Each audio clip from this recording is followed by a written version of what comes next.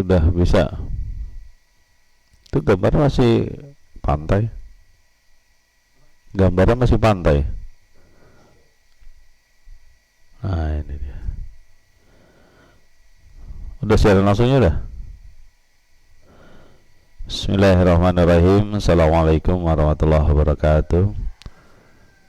Alhamdulillahilladzi hadana li hadza wa ma kunna linahtadiya laula an hadanallah. Asyhadu an la ilaha illallah wa asyhadu anna Muhammadan abduhu wa rasuluhu la nabiyya ba'da. Allahumma salli wa sallim wa barik ala Muhammadin wa ala alihi wa sahbihi ajma'in, amma ba'd. Ayyuhan nas, ittaqullaha haitsuma kunta wa atbi'is sayyi'atal hasanata tamhuha. Shadaqallahu wa sadaqa rasul karim. Alhamdulillahi rabbil alamin. Jamaah kaum muslimin rahimakumullah dimanapun teman-teman berada. Alhamdulillah, hari ini mari kita lanjutkan kembali ya, masih pada surat As-Sajdah. Kalau kemarin kita sudah diingatkan oleh Allah Subhanahu wa taala bagaimana ciri-ciri kaum mukmin ya, kaum yang tunduk, patuh, sujud ya, ketika mendengarkan peringatan-peringatan dari Allah Subhanahu wa taala ya, dia berdoa dengan rasa takut dan harap ya hanya kepada Allah, dan apa yang mereka dapatkan berupa rizki Allah berikan berupa rizki kepada mereka. Mereka melakukan infak atau sedekah ya, dan dijanjikan juga oleh Allah Subhanahu wa taala bahwa setiap manusia itu ada sesuatu yang disembunyikan ya. Apa sesuatu yang disembunyikan? Yaitu kenikmatan yang akan Allah berikan nanti di akhirat ya. Bentuknya masih tersembunyi dan mungkin begitu hebat ya, yang kita tidak tahu ya. Mari kita lanjutkan di ayat yang ke-18 surat As-Sajdah. Bismillahirrahmanirrahim. Afaman kana mu'minan kaman kana fasiqa la yastawun ya. Apakah ya,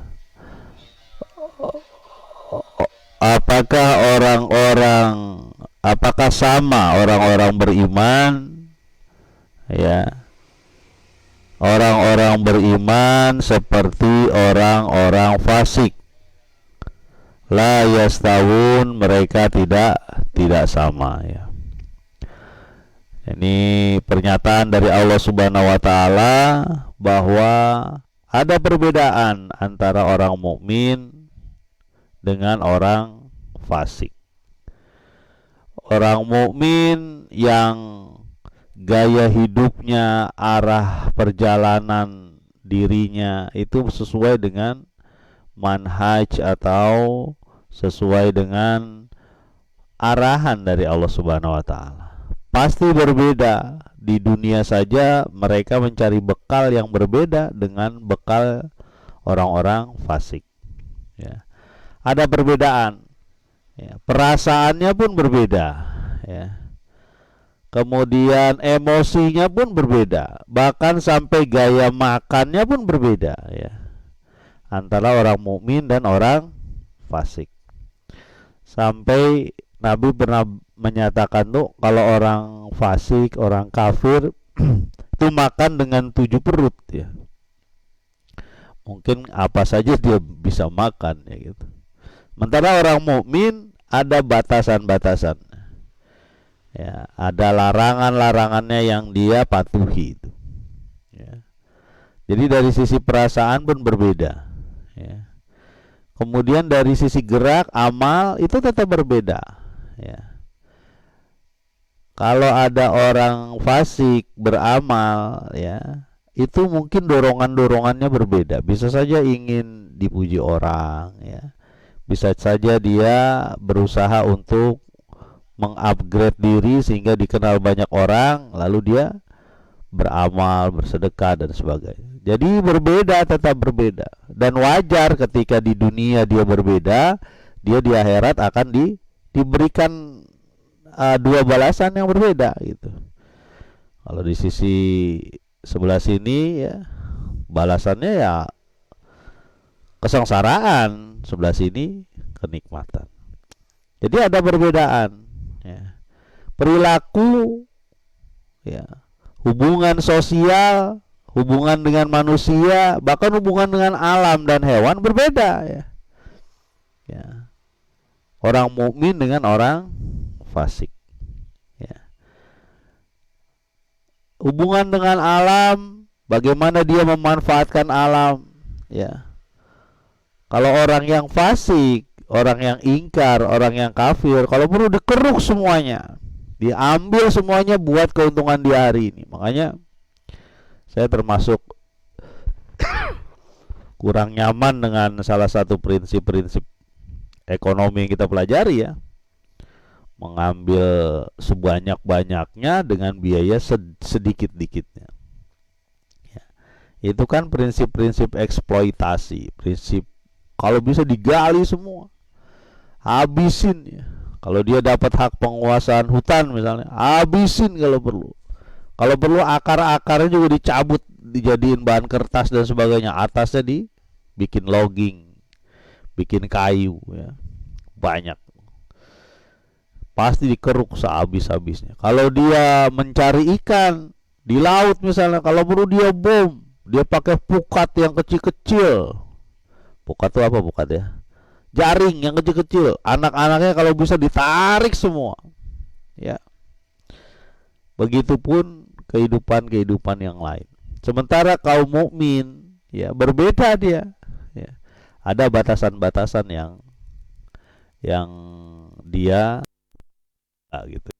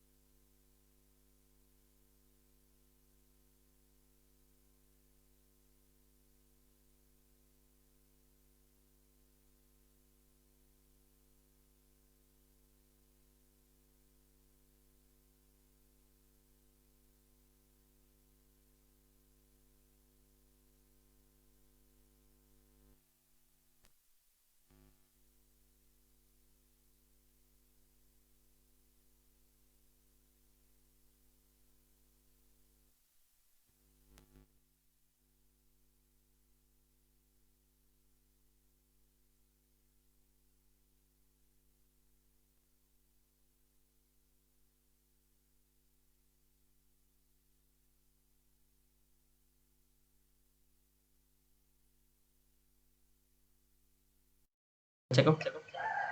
Ya, coba. Lanjut. Kita lanjutkan lagi ya.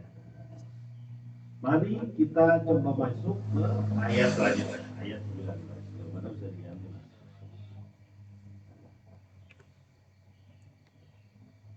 Nah, ini kita lihat ayat selanjutnya ya. Ayat 19 surat As-Sajdah. Ammal ladzina amanu wa 'amilus shalihati falahum jannatul ma'wa nuzulan bima kanu ya'malun. Orang yang beriman dan beramal soleh, mereka baginya jannah, sebagai tempat kediaman, menjadi pahala terhadap apa yang mereka kerjakan. Ya. Nah, kita lihat sekarang perbedaannya. Orang-orang yang beriman, ya, ammal ladzina amanu, orang-orang yang beriman, ada syarat. Syaratnya ini kita kuatkan supaya kita juga punya kayak gitu. Kita punya apa ini? Wa amilus sholihat. Orang-orang beriman itu orang-orang yang selalu mengerjakan amal soleh. Dia usahakan bagaimana caranya supaya dia tetap mengerjakan amal soleh sesibuk apapun. Ya. Kita gambarkan tuh ngambil dari situ. Ada orang-orang yang dalam kondisi berat, dalam kondisi pekerjaan juga dia sulit, dia tetap ingat pada Allah. Mungkin dia berada di lautan, mungkin di atas gunung yang tinggi, mungkin dia kedalaman bumi ketika dia mencari bahan tambang, dia tetap ingat dengan sholat. Dia tetap berusaha untuk menjadikan dirinya hamba Allah. Ini yang ngetop, ini hebat. Dalam kesibukan sekalipun berat, dia tetap jalan beramal soleh. Dan dia berusaha meninggalkan bekas seorang mukmin di situ. Dalam satu kegiatan, dalam satu perkumpulan, dia berusaha meninggalkan bekas bahwa dia mukmin. Makanya ada satu kaidah begini, kaidahnya tuh nahnu muslim qabla kulli syai'. Kita muslim sebelum segalanya, sebelum segala sesuatu. Kita muslim sebelum kita jadi dokter. Kita muslim sebelum kita jadi tukang mengambil sampah. Kita muslim sebelum kita jadi apa? Sebelum kita jadi petani, sebelum kita menjadi pedagang, sebelum kita menjadi petugas pegawai negeri. Jadi muslimnya dulu yang di depan. Jangan pekerjaan yang di depan, muslimnya di belakangin. Kalau pekerjaan yang membutuhkan dia, ya, sementara muslimnya dia tinggalkan. Bahaya itu. Makanya saya pernah ngobrol dengan salah satu teman tuh yang dia keluar dari salah satu makanan fast food waktu itu. Karena sulit sholat di situ. Dan dia keluar, alhamdulillah keluar karena iman. Gambarnya digantikan. Jadi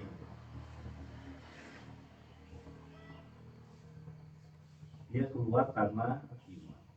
Dan amal soleh itu ada di sekeliling kita. Ya.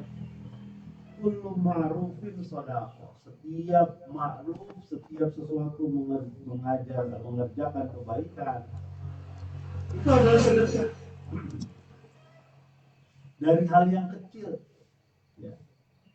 Ada beberapa tipe sedekah yang jenis sedekah yang kadang-kadang kita juga nggak tahu ternyata itu bisa kita sedekahkan.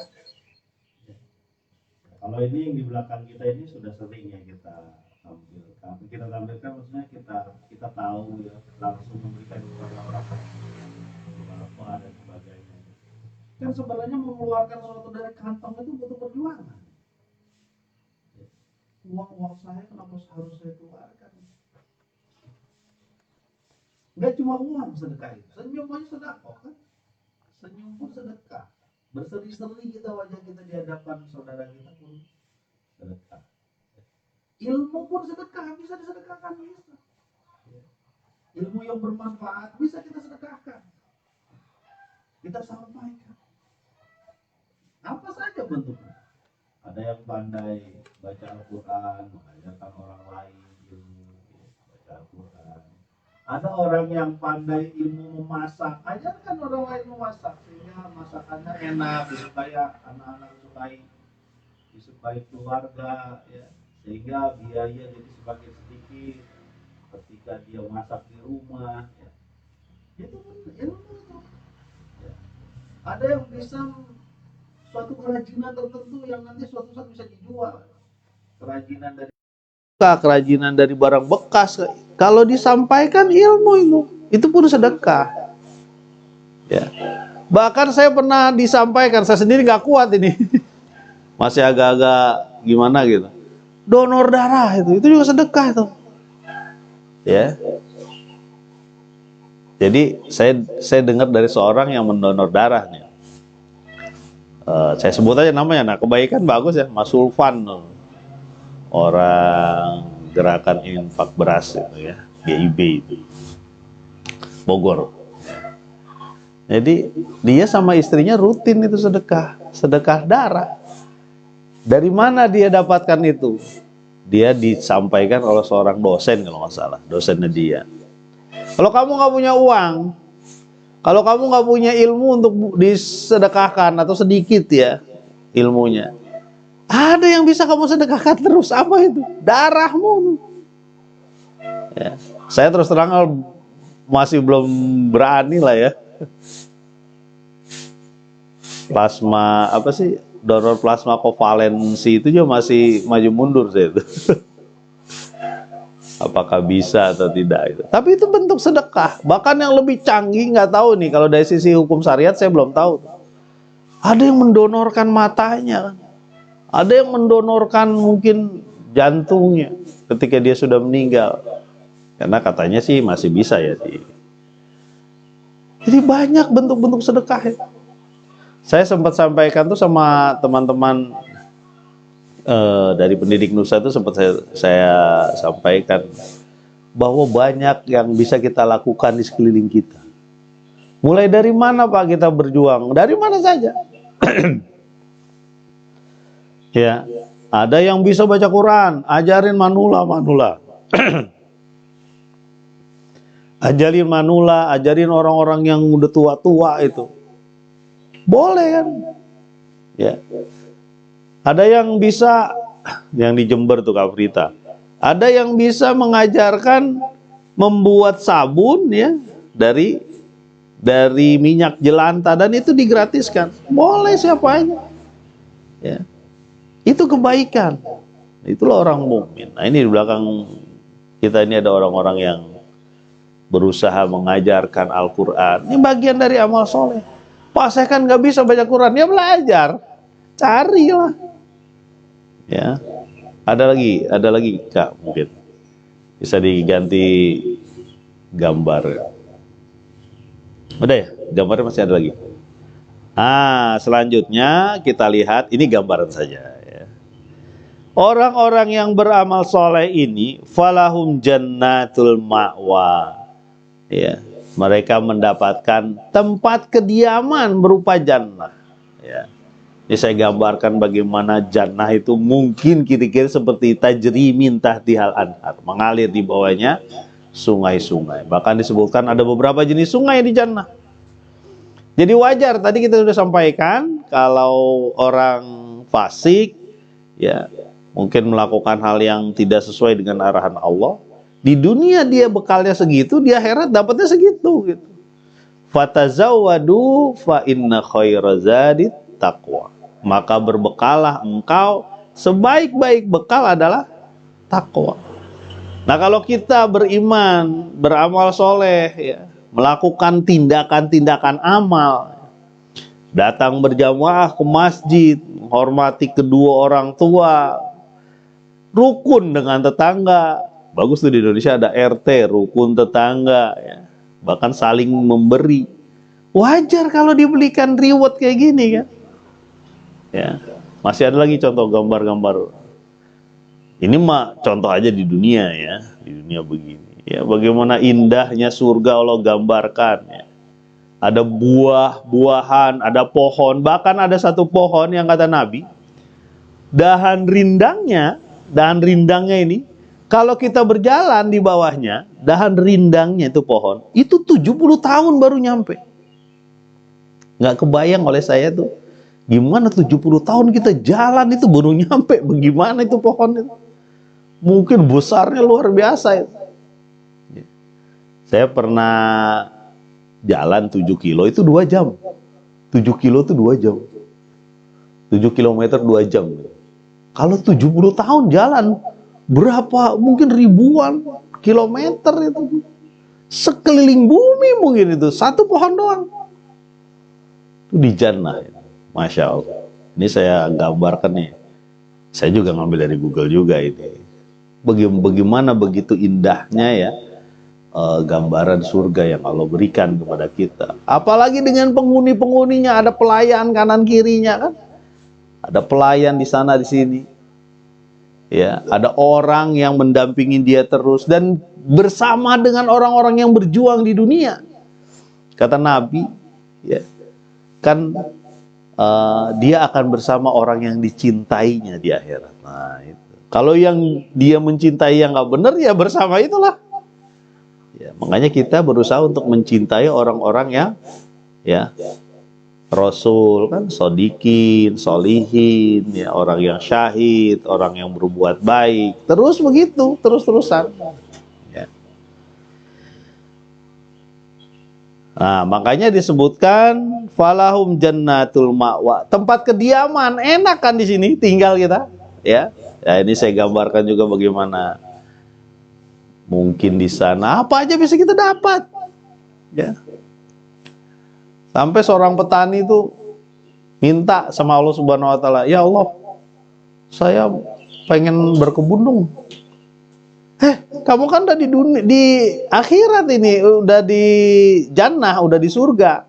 Ya. Kurang apa? Tapi saya pengen berkebun. Pengen apa namanya? Pengen bertani.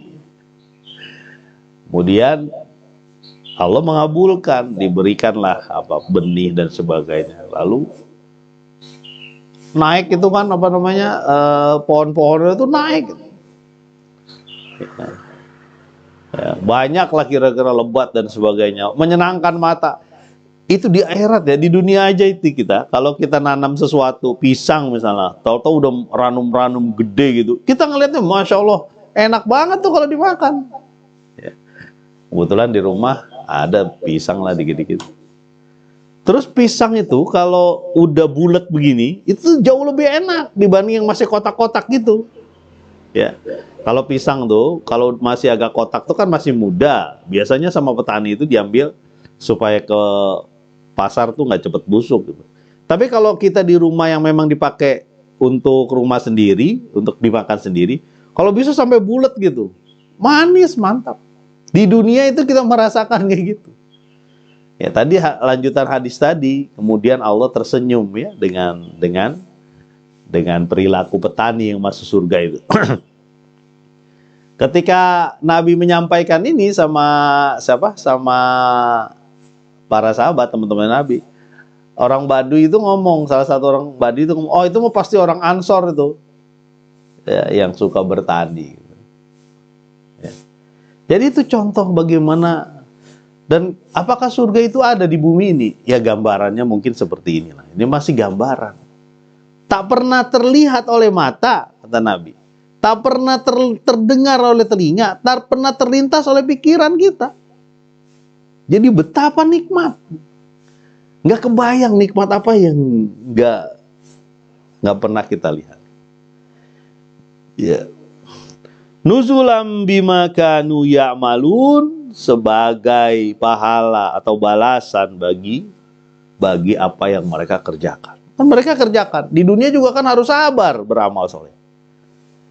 Ya, harus sabar kan. Untuk dapat sesuatu yang luar biasa ini kan kita harus ekstra kuat gitu. Sabar.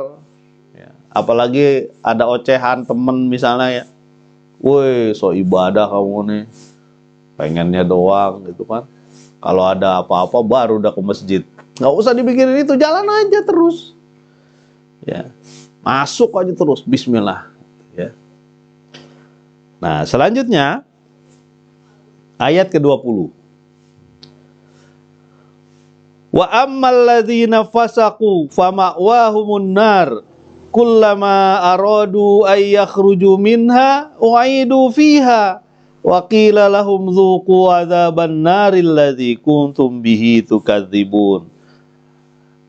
Sementara orang-orang fasik, orang-orang yang ingkar, orang-orang yang melakukan perbuatan yang tidak Allah ridho, fama'wahum nar, mereka tempatnya adalah neraka. Ya. Baru kita ganti nih ininya nih, Kak David. Kullama aradu ayyakhruju minha, setiap mereka ingin keluar dari situ, wa'idu fiha, dikembalikan lagi, wa qila lahum dzuqu adzaban nar, lalu dikatakan kepada mereka, rasakanlah azab neraka yang kamu dulu mendustakan. Siapa orang-orang fasik itu? Balik ke yang tadi. Ya. Orang-orang fasik adalah orang-orang yang mungkin dia tahu, tapi dia melakukan hal yang tidak benar. Di belakang saya agak redup-redup saya kasih gambaran. Orang-orang yang terlena dengan dunia. Ya. Berusaha memuaskan segala keinginannya, tidak ingat lagi apa yang diperintahkan Allah dan Rasulnya. Kayaknya ada yang gambar orang-orang itu ya yang apa? Yang melarung, yang pakai itu. Ada kan? Enggak ya? Hah? Ini kita coba lihat nih orang-orang fasik. Bagaimana amal-amal mereka, ya. Ya. Itu ngapain tuh Arfan di belakang itu? Ya itu orang-orang yang melarung itu, gunungan-gunungan apa? Gunungan apa? Nasi tumpeng segitu banyak ditaruh keluar ke ini. Bahkan ada yang pakai kepala kebo apa dikirim. Ya. Buat apa itu, sayang kan? Mubazir. Katanya buat persembahan. Dan parahnya lagi, sebagian pemerintah daerah itu malah yang kayak gitu, katanya mau menambah wisatawan dan sebagainya. Masya Allah, saya bilang. Ini orang-orang fasik. Ada gambar lain mungkin Kak David ya. Bagaimana orang-orang ini, orang-orang yang ini seperti ini ya. Dia juga menyembah sesuatu selain Allah. Pak, kalau orang yang menyembah patung dan sebagainya, keyakinan mereka, ya kita yakin bahwa keyakinan kita benar, keyakinan mereka salah. Mungkin bagi mereka benar itu keyakinan. Ya. Ada patung, ada apa, macam-macam. Bahkan kemarin itu saya ngeliat ini apa di TV sini nih. Saya jarang lihat TV. Di TV sini ngeliat ada pemuda dihentikan, 2 orang pemuda dihentikan oleh polisi, ya. Lagi malam-malam tuh di Lampung kalau nggak salah kemarin tuh. Acara TV apa? Jadi dicek, dibuka dompet-dompetnya, ternyata ada rajah di situ. Ya. Ada apa namanya? Ada jimat-jimat di situ. Ya. Ada foto perempuan. Ada kuku juga di situ, kuku. Bekas-bekas kuku tuh ada di situ. Ada buat tulisan-tulisan. Masya Allah, saya bilang. Ini gimana nggak rusak akidah masyarakat begitu. Ya. Sampai untuk mencari jodoh sekalipun, dia butuh itu, butuh mbak dukun, butuh bomo, kalau bahasa Malaysia itu, Melayu itu bomo. Ya. Dan untuk dukun itu, ya, yang namanya dukun, itu bukan cuma masalah jodoh gitu, rezeki juga dicari itu. Makanya di pasar itu, pasar ini namanya ya, namanya pasar itu banyak itu. Ya, orang-orang saling serang, ya. Saling serang. Ya. Masa di depan, saya pernah diceritakan itu, di depan warung ayam goreng itu berceceran darah di mana-mana itu. Saling serang itu. Ya. Dan cara-caranya bermacam-macam. Ya. Cinta ditolak, dukun bertindak gitu kan. Atau saingan antar pemilihan lurah misalnya. Naudzubillah. Betapa kita berada dalam kemusyrikan, kefasikan. Ya. Kemusyrikan dan kefasikan. Nah, ada lagi gak Kak, itu gambarnya. Ah, orang-orang ini, nah orang-orang yang cocok, ini gambaran aja yang di belakang diterjunin ke situ, ya. Fama'wahumun nar, mereka masuk ke dalam neraka tuh. Ya. Wajar lah karena perilakunya seperti itu sebelumnya. Mereka masuk ke dalam neraka. Kullama aradu ayyakhruju minha, setiap dia ingin keluar darinya, kabur, jadi tidak layak menjadi tempat. Fama'wahumun nar, tempat mereka adalah neraka. Itu tidak layak menjadi tempat tinggal. Mereka berusaha kabur. Ya. Aradu ayyakhruju minha. Ya. Berusaha kabur, diganti lagi Kak itunya Kak. Gambarnya. Ya. Dia berusaha kabur dari situ. Karena suasana yang penuh siksaan di situ. Ya. Ya ini contoh-contoh aja ya kita gambarkan. Saya juga nyari di Google. Kita nggak tahu, mungkin jauh lebih dahsyat dari yang kita lihat, kita gambarkan. Dulu waktu saya kecil ada komik tentang surga dan neraka. Wah, itu aja udah mengerikan bagi kita. Ya. Kata Nabi SAW, ada orang yang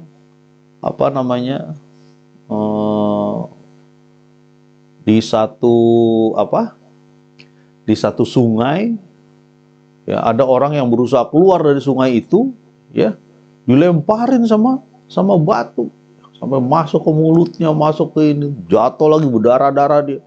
Kemudian bangun lagi, ditanya oleh Nabi, itu orang kayak gitu kayak apa itu? Oh, itu orang yang makan riba tuh.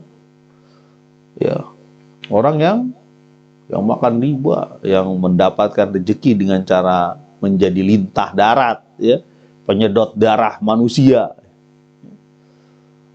Di neraka itu begitu, ada gambaran Nabi itu kayak gitu. Ya. Nah, wajar kalau kayak gini suasananya itu pengen keluar dia. Ya. Ayyakhruju minha, cuma masalahnya ada kata-kata lanjutannya. Uidu fiha, dikembalikan lagi. Ya. Mereka berusaha mau kabur itu kan. Ditarik lagi, diambil lagi. Ngeri emang kalau bahas ini masalah. Makanya jadi pengingat bagi kita pengen yang mana ini kan? Pengen yang di sini mencari kebahagiaan dunia dan akhirat, atau cuma dunia aja bahagia, akhirat sengsara. Ya. Wa qila lahum dzuqu adzaban nar, dan dikatakan kepada mereka, dzuqu adzaban nar, rasakanlah itu azab api neraka. Seolah-olah semakin menghinakan mereka. Ya. Terhina lah. Di dunia mungkin dia merasa sombong, merasa takabur, merasa ngapain saya datang-datang ke masjid, ke musola, deketin orang-orang soleh. Dia juga nggak beri apa-apa ke kita. Saya juga usaha-usaha aja sendiri. Ya. Kayak Korun kan begitu, min ilmin indi nih. Ini harta tuh dari ilmuku, dari profesionalku. Ngapain aku harus bagi ke orang lain? Ya. Begitu. Ya. Zuku adzaban, rasain. Kalau bahasa gitu begitu. Rasakanlah itu. Ya, ganti lagi enggak itu coba? Ada lagi ya? Ya. Seperti ini nih, mau keluar. Dia berusaha jalan, menggapai-gapai dinding neraka. Ditarik lagi sama penjaga Zabaniyah. Ya. Dalam kondisi begitu berat. Ya. Masalahnya khalidina fiha ini kan, mereka kekal itu. Ya. Kata Nabi, berapa bagian sih sebenarnya api neraka itu? 1:70. Api di dunia itu baru 1 saja. Ya.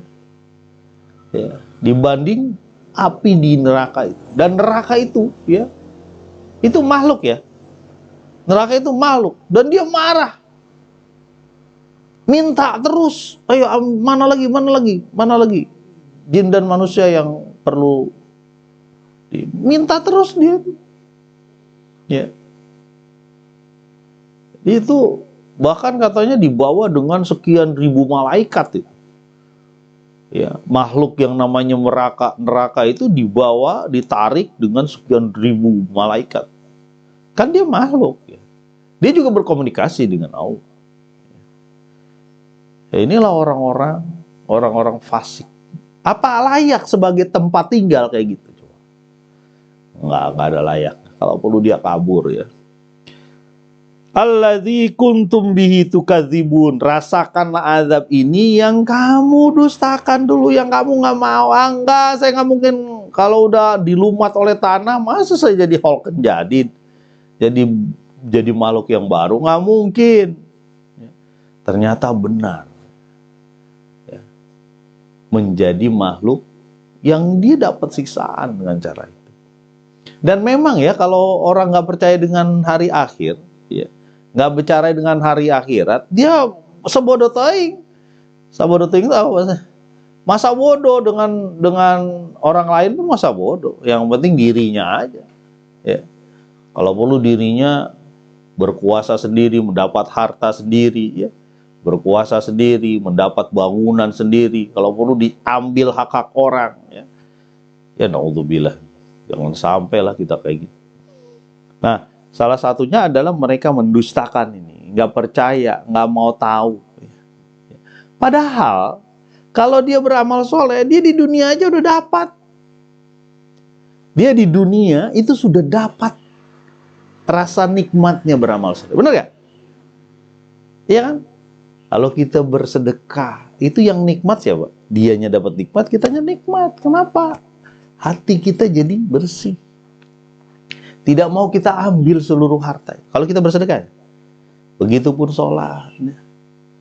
Puasa nikmat gak? Nikmat banget, terutama waktu apa? Waktu buka puasa. Terasa banget laparnya. Terasa banget hausnya. Ada kenikmatan di situ. Ya. Mungkin yang sudah merasakan haji begitu juga menangis. Ya.